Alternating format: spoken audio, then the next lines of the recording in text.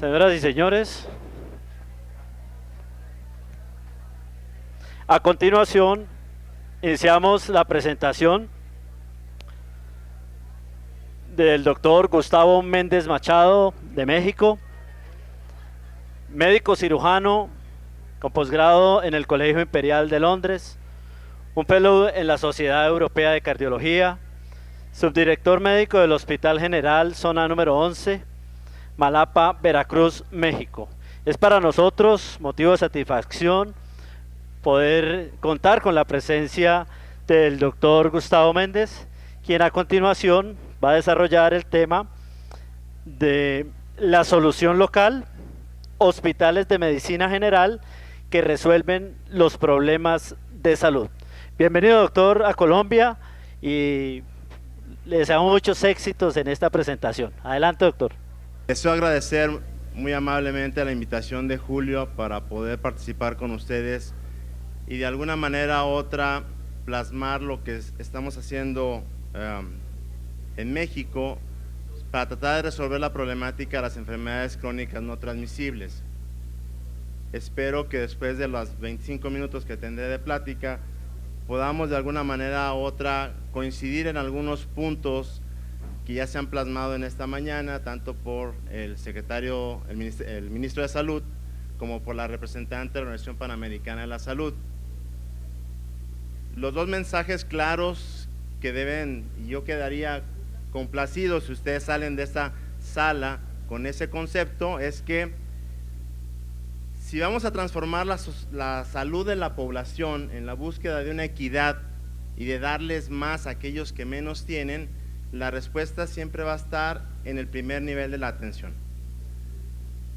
El fracaso de los hospitales terciarios, donde están los grandes especialistas para resolver solamente el 1 o 2% de toda la problemática de salud de la población, ha sido de manera global. Y entre más equidad buscamos en los sistemas de salud, más tenemos que basarnos en el médico que está atendiendo en el primer nivel para darle una respuesta. Y que actualmente contamos con herramientas tecnológicas que nos hacen asequible ese objetivo de buscar la equidad en la atención médica. El año pasado, en uno de los principales periódicos de circulación nacional en México, apareció esta propuesta desde el punto de vista en donde dice que hay cerca de 10 millones de pacientes diabéticos en México, que son 32 mil millones de pesos, ¿sí?, que se gastan en mi país. Traten de equiparar el peso mexicano, son 10 pesos por cada dólar. Son 26 millones de consultas que se dan en pacientes diabéticos y representa 65 mil muertes anuales en mi país. Que en México este binomio de enfermedades crónicas no transmisibles basadas predominantemente por las enfermedades del corazón, y ahí es donde entramos los cardiólogos para tratar de transformar ese proceso de atención, y que durante los últimos años nos hemos enfocado en procedimientos altamente tecnificados, poner un stent bioabsorbible en una coronaria descendente anterior para tratar de mejorar el flujo sanguíneo, pero desafortunadamente el número de angioplastías que se hacen en mi país prácticamente es menos del 1% de todos los que necesitan un procedimiento de cateterismo cardíaco. Entonces tenemos que buscar estrategias enfocadas en aquellas zonas en donde el médico que está es un médico general, es un médico familiar o un médico que no cuenta con el grado de especialización, pero que de alguna manera debe contar con los elementos diagnósticos suficientes para transformar la vida de ese individuo. La primera causa de mortalidad en México son las enfermedades del corazón, la enfermedad isquémica y en segundo lugar la diabetes mellitus. La tercera son los tumores malignos. Es decir, de alguna manera u otra, en México el principal problema de salud son las enfermedades crónicas no transmisibles. ¿Por qué estamos en esta brecha? Porque tenemos un enorme problema que se llama sobrepeso y obesidad. Es decir, en México 7 de cada 10 mexicanos tenemos sobrepeso y obesidad. Y eso ha sido un reto de alguna manera u otra que en los últimos años ha condicionado que tratemos de establecer estrategias gubernamentales para poder cambiar ese futuro. Desde el punto de vista de los países que reportan a la OCDE, que es la Organización de Crecimiento y Desarrollo Económico, ¿sí?, México es el país que más diabéticos tiene en el mundo. Ese es el problema que tenemos. una población que cada vez es más longeva, que tiene mayor sobrepeso, obesidad y que demanda un mayor ejercicio de recursos de salud que de alguna manera u otra ni aún las economías más fuertes tienen la capacidad de dar respuesta. Y el otro problema que tenemos es una disparidad o un desequilibrio o una desigualdad en la atención médica. Si nosotros equiparamos, esos son estados de la República Mexicana, ¿sí?, que de alguna manera el equivalente aquí en Colombia sean los departamentos, vemos cómo si yo me da un infarto agudo del miocardio y voy a un estado que se llama Tlaxcala, que es el de la parte inferior, la probabilidad que yo tengo de morir por infarto es del 60%. Es decir, 6 de cada individuos que les da un infarto se mueren en los siguientes 28 días. Mientras que el mejor estado que se maneja, que es el estado de Nuevo León, la mortalidad es menor del 20%. El estándar internacional es del 5% de mortalidad por infarto agudo del miocardio. Significa que en México tenemos en promedio 5 veces más mortalidad por cardiopatía isquémica en comparación con los estándares internacionales. Y este problema viene generado por el contexto y donde se aunan una serie de factores de riesgo, donde vemos la obesidad, la hipertensión, la dislipidemia, la diabetes, y en eso continuo de un individuo que está sano y a través del tiempo, por factores epigenéticos, por un ambiente social, una mercadotecnia increíble en el punto de vista del consumismo, nos lleva a un estado de enfermedades crónico-degenerativas y nos va a llevar a la muerte. Hace mucho tiempo, no sé si ustedes vieron una película que se llamaba Vecinos Invasores, en donde salía un mapache con una serie de animalitos. El mapache decía que los seres humanos solamente vivimos para comer, y el éxito de una familia se mide cuando llega uno y abre el refrigerador. Si el refrigerador de una familia es dúplex, con 2 puertas muy grandes, un congelador muy grande y aparte tenemos uno para las carnes frías, eso es éxito familiar. Si llegamos y abrimos un refrigerador y está vacío, eso es pobreza. Y eso no debe ser así, porque al final de cuentas tenemos que cambiar nuestros hábitos para poder vivir de una manera mucho más sana. Decimos en México que al perro más flaco se le pegan todas las pulgas. Es decir, los países en vías de desarrollo somos los que más enfermedad cardiovascular vamos a tener. Antes pensábamos que la diabetes, la enfermedad del corazón, solamente le daba a aquellos que tenían dinero. No es cierto. El que está con menos educación, más pobre, tiene mayor trastorno metabólico, le da diabetes y se enferma del corazón y se muere. ¿Por qué? Porque no tenemos un programa de equidad para resolver la problemática de las enfermedades cardiovasculares, la respuesta a la diabetes, la respuesta a la obesidad.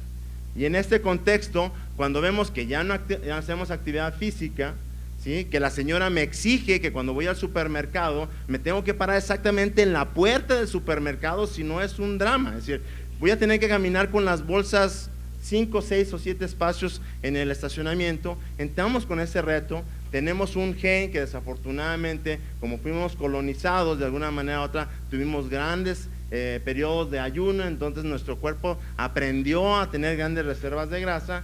Vienen las dislipidemias, viene la hipertensión, viene la diabetes, y eso nos lleva al desarrollo de enfermedades cardiovasculares. La mitad, el 70% de la población mexicana tiene sobrepeso, obesidad, casi 40% sobrepeso, 30% la obesidad, y esto afecta de una manera mucho más importante al género femenino. Tenemos prevalencias de hipertensión arterial hasta del 30%. 1 de cada 3 adultos mayores arriba de los 20 años tiene hipertensión arterial. Y no es porque México perdió hace 2 días contra Bosnia 1-0. Sí, y estamos pensando que qué va a pasar cuando nos enfrentemos a Brasil en 10 días, ¿no?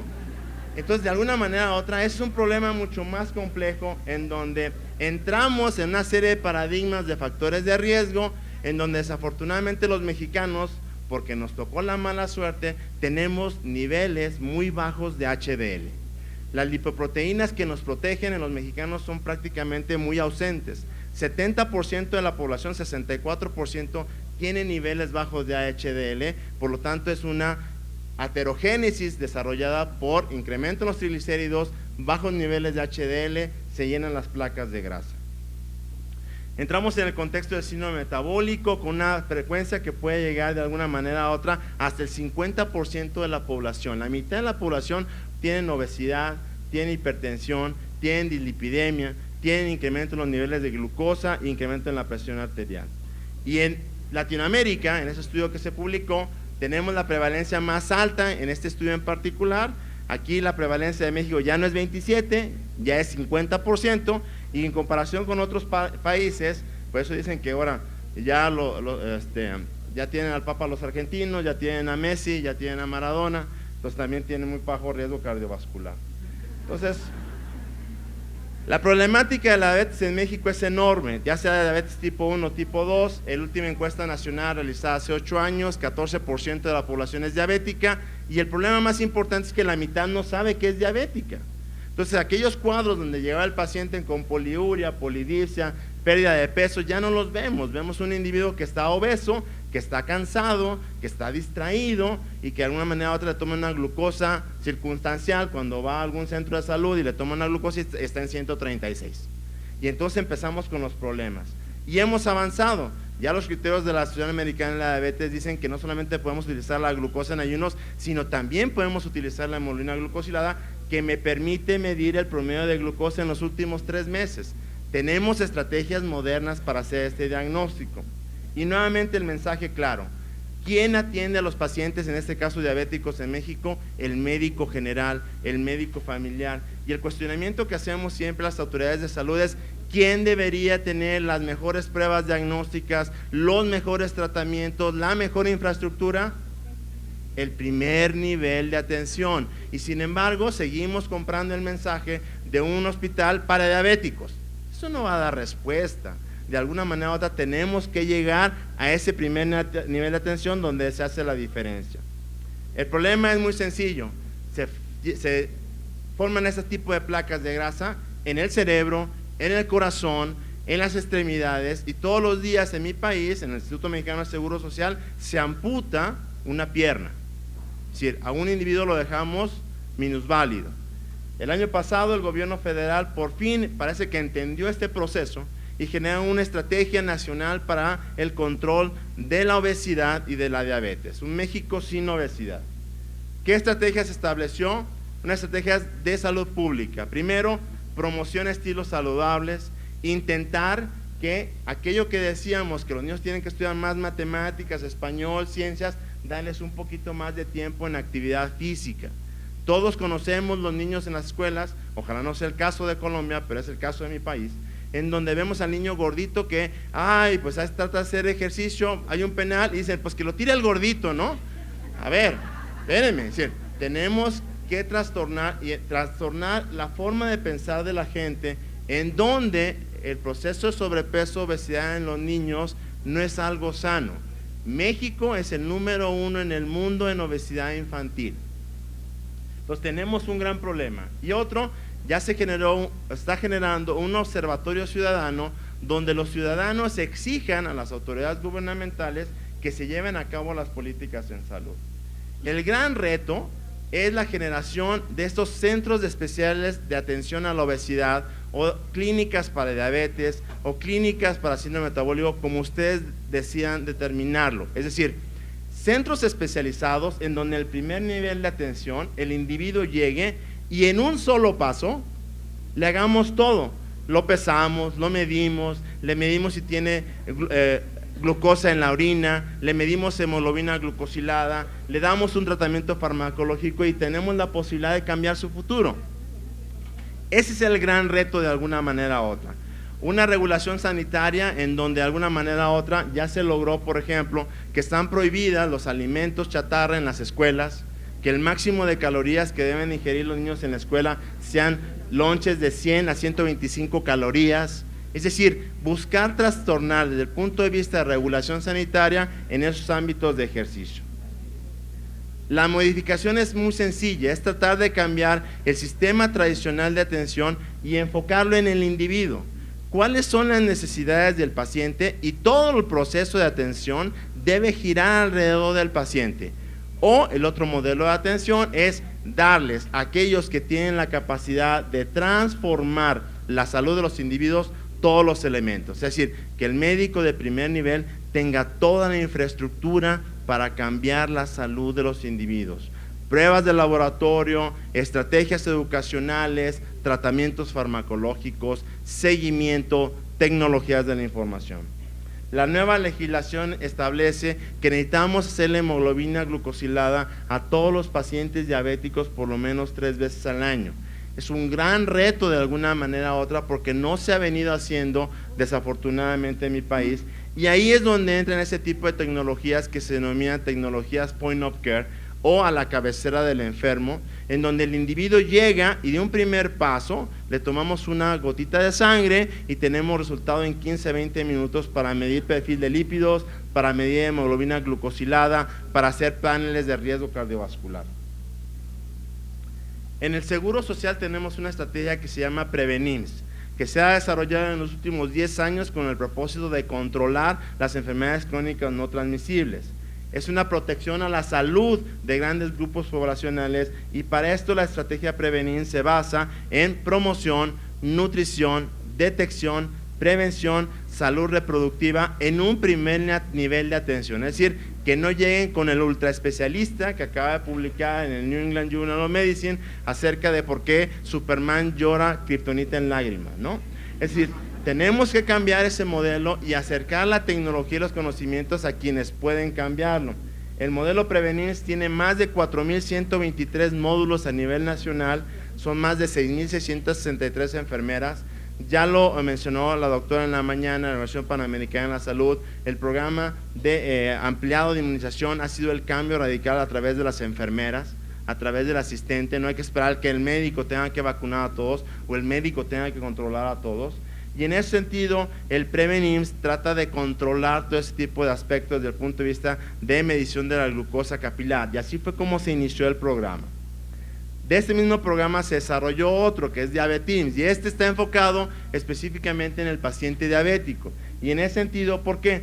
Porque el paciente diabético es la principal causa de ceguera, es la principal causa de amputación, insuficiencia renal crónica, y de alguna manera u otra el 50-60% de los pacientes terminan en diálisis peritoneal ambulatoria. Es una enfermedad altamente costosa y cuyas complicaciones pueden ser prevenibles. Un estudio danés que se llama el estudio Steno estableció si controlamos los lípidos, si controlamos la presión, si controlamos el azúcar, podemos reducir hasta un 40% las complicaciones cardiovasculares mayores en los pacientes diabéticos. No se les amputa, no tienen infarto, no tienen evento vascular cerebral de alguna manera u otra y no tienen ceguera. ¿Cuáles son las metas? Las metas que hemos establecido para el control: hemoglobina glucosilada menor del 7%, los niveles de lípidos menores de 100 de LDL, más de 40 de HDL, actividad física, un control estricto que podamos llevarlo de esta manera. Diabetims de alguna manera u otra, en 136 módulos, lleva el control por lo menos de 103,000 pacientes. El problema es que pacientes diabéticos que atendemos en el Seguro Social son 8 millones. Entonces todavía estamos muy lejos de alcanzar las metas. En esos 103,000 pacientes, solamente la mitad llegaban a un control. Entonces, de alguna manera u otra estamos migrando a tecnologías más modernas, de mucho mayor distribución en ese modelo de equidad, es decir, salud cardiovascular para todos.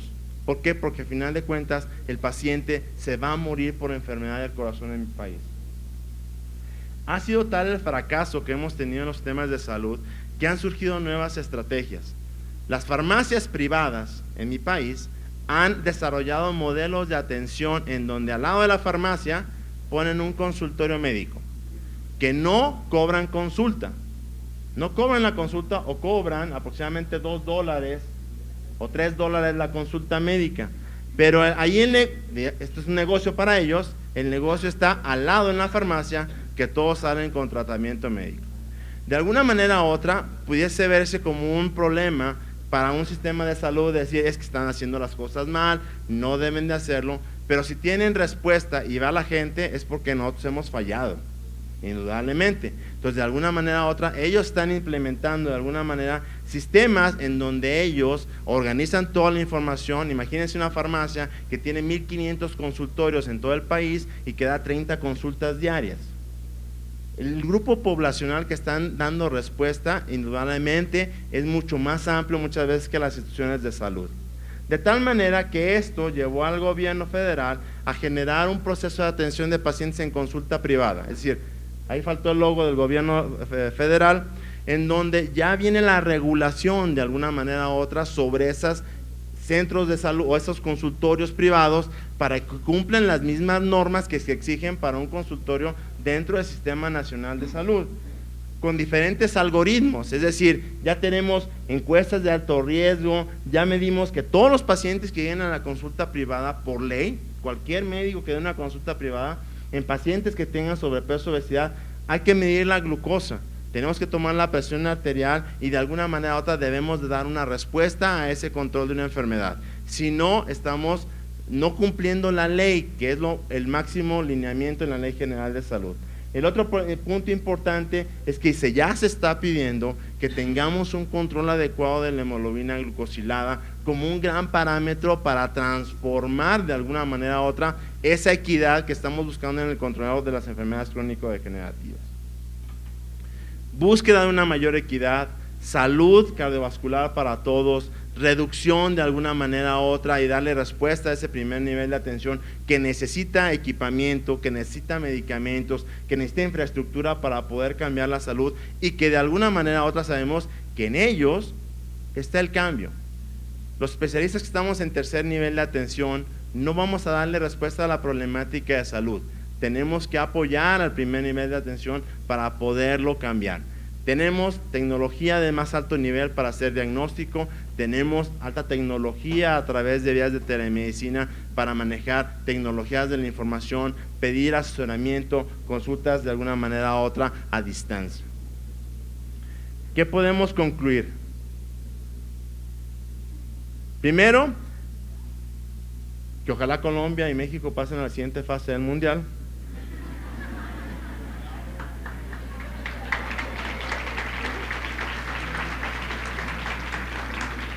Que las enfermedades cardiovasculares van a ser el siguiente reto. Es decir, entendemos de alguna manera u otra que esto es lo que nos va a pasar. Y hay que entenderlo es qué sistema de salud quiero yo en el cual yo voy a llegar como paciente. Desafortunadamente es así.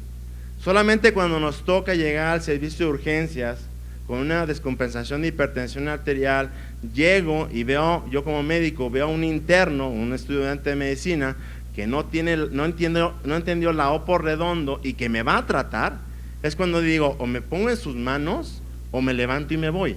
Entonces necesitamos generar la infraestructura educacional, laboratorial, de tratamientos que yo anhelo que reciban mis padres, que yo anhelo que yo mismo reciba, y que yo anhelo que mis hijos reciban.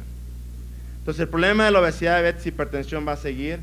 Necesitamos nuevos modelos de atención enfocados en el usuario, en el paciente, en sus necesidades, porque muchas veces pensamos, yo como médico necesito que le hagamos un factor de crecimiento endotelial para poder determinar si el paciente va a desarrollar un evento vascular cerebral en los próximos 30 años. Y le explico al paciente y no tiene ni la menor idea de lo que estoy hablando. Necesito explicarle que necesita caminar 30 minutos diarios, porque eso puede ser la diferencia en su vida. Y las tecnologías de la información, las tecnologías del laboratorio, el acercar las pruebas rápidas en donde en un solo paso el paciente puede hacer y cambiar una estrategia terapéutica, son estrategias costo efectivas, costo benéficas, que de alguna manera u otra, en esa búsqueda de equidad es la que tenemos que lograr. Finalmente los dejo con una vista de Citlaltépetl, el pico de Orizaba, la montaña más alta de México, y así es como se ve desde mi ciudad, Jalapa, Veracruz. ¿Sí? Muchísimas gracias por su atención y por su tiempo. Gracias al doctor Gustavo Méndez. No cabe duda que ahí está uno de los grandes retos y paradigmas para nosotros. Estamos en las regiones que requerimos de modelos de atención que sean altamente resolutivos, que limiten o regulen de alguna manera los contactos que debe tener un paciente para que le resuelvan un problema en salud. En esto pues precisar que todos los modelos hoy para estas enfermedades crónicas deben de tener muy en cuenta al paciente, porque el paciente vive el 99.9% con la enfermedad, es el dueño de ella y requiere que lo tengamos en cuenta.